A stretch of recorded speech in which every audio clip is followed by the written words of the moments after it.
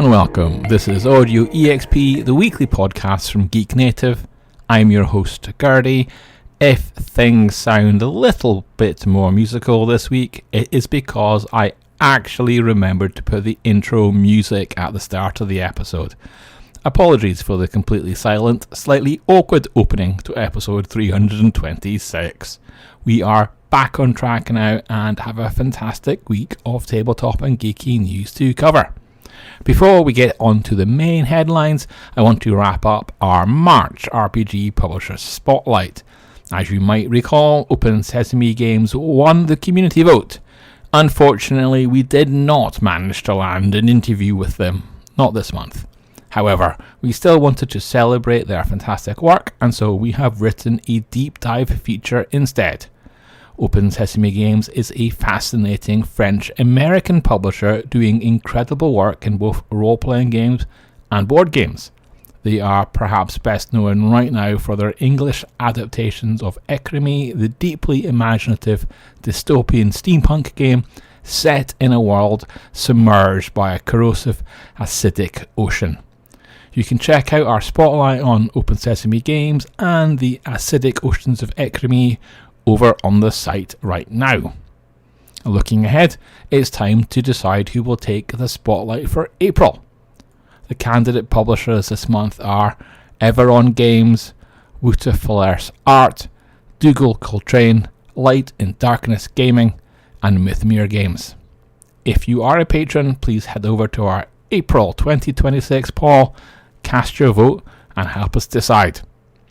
On to the news. And we start with the massive confirmation from Games Workshop. After much speculation, Warhammer 40,000 11th edition is officially confirmed. This new iteration is promising to bring a much grittier, close-range era to the tabletop.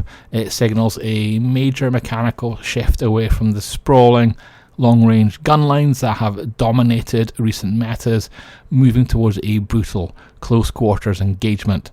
This, I think, completely changes the tactical landscape for wargamers, and it will be fascinating to see how armies have to adapt to survive this new edition. Speaking of changing landscapes, we have a fascinating look at an upcoming video game adaptation.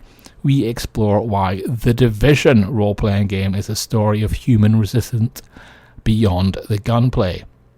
It's very easy to look at the Tom Clancy franchise and expect a pure tactical shooter, but this tabletop adaptation is leaning heavily into the community building and survival aspects of restoring society in a post-pandemic world. It tasks players with repairing infrastructure, maintaining hope, offering a surprisingly deep narrative experience beyond just gunfights. Our most popular story on Geek Native this week also bridges the gap between different media. A new Cyberpunk Red reprint and free DLC are bridging the gap to Edge Runners Season 2. With the anime sequel generating lots of hype, our Tassorian game is ensuring tabletop gamers have plenty of fresh material to keep their crews running in the neon-lit streets of Night City. The free DLC is a fantastic move to keep the community engaged while they wait for that next chapter of the animated series. For those who prefer even darker but more mythological setting, the Fomoria role-playing game is bringing epic folk horror to the Stratia. This project takes inspiration from ancient Celtic myths and weaves them into a terrifying, atmospheric experience that goes far beyond traditional fantasy tropes. And if you enjoy psychological tension at the table, keep an eye out for a highly unique upcoming project. Death is certain in Titus Wilnuvia III's upcoming social deduction role-playing game. It's called One of Us Will Die, and it blends the paranoia of games like Mafia or Werewolf with traditional tabletop mechanics. It promises to test the trust of any gaming group and turn your friends into suspects. Moving from the tabletop onto the screen, we have a comprehensive guide to everything in Crunchyroll's Spring 2026 lineup.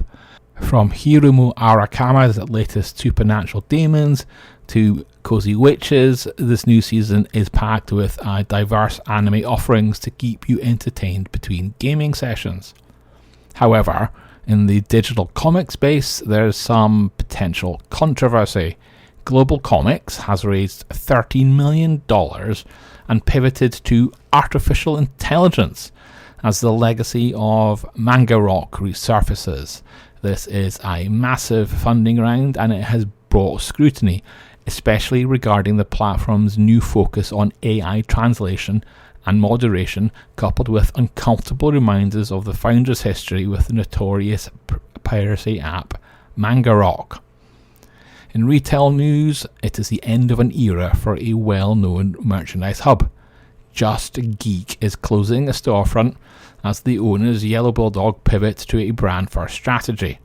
This reflects ongoing challenges in the geek commerce sector as companies restructure how they reach consumers in this highly competitive market. Finally, we wrap up this week with two spectacular bundle deals. If you enjoy cosmic dread and investigative mechanics, the Trail of Cthulhu Mega Bundle gathers years of Gumshoe's investigations into one massive collection. Alternatively, if you wish to yield divine power, you can embrace modern godhood with the Scion 2nd Edition Origin Bundle. Both are available right now and offer incredible value to stock your digital library. That's it for this week. Thank you for listening to Audio EXP. For all the links and full stories, head over to Geek Native. Until next week, stay geeky.